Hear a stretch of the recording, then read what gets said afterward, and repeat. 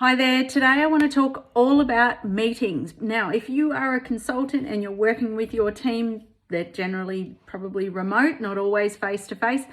And you really might be thinking about, well, I've got to get in and deliver. You're probably, flat out in delivery or trying to just get your own work done. It's really easy to forget about what are the times that I need to bring my team together. How am I best to bring them together to be able to achieve, the optimal output and work output for everybody. What we do know is that the research tells us that it's a real fine line to get these meetings right. If they're either too many or they're dysfunctional meetings, they get off track or they're sidelined or, they just don't sort of connect well or they're not achieving the outcomes, or there's too many, not relevant, then that has a real impact on people's satisfaction in their work. And that will have an impact on whether your team will want to stick around and hang around and work with you or not.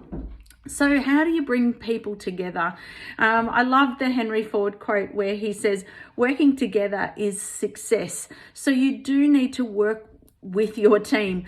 I think one of the biggest mistakes that I find is, particularly with consultants, if you're using offshore staff, is that it is really easy to be kind of out of sight, out of mind, and forget that they are a crucial part of your team. And whether they are offshore or even local and remote, is that it's easy to forget that we do need to bring people together. So what's the best way to do that? So I reckon the best way to do that is to have a good look at your week. Pull out your calendar, have a look at the week, or have a look even at the month. What are the meetings cadences in your practice? What are the habits and routines, and how are you catching up together?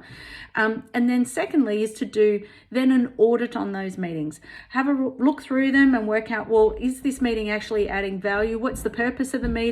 And maybe even score it on a scale of 1 to 10 in terms of the amount of value that it brings. Have you got too many in there, or is it that the amount of meetings are, sometimes there's not enough, particularly if you're bringing on new staff and they need time with you.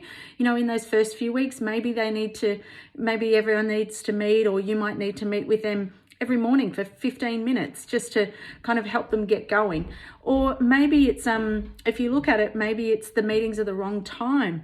That would be better to have it on a Monday. If you're in your own practice, typically my suggestion to most people is to have most of your team meetings probably on a Monday, because then you're setting everyone up for the week. And then ideally probably the beginning of the month is a good one as well. And then quarterly is to meet quarterly. How did we go last quarter? What are we celebrating? What are we planning? And what's the quarter ahead? And then being able to do that for the end of year as well, ready for the year ahead. So I hope that helps. I'd love to hear what you do with your meetings.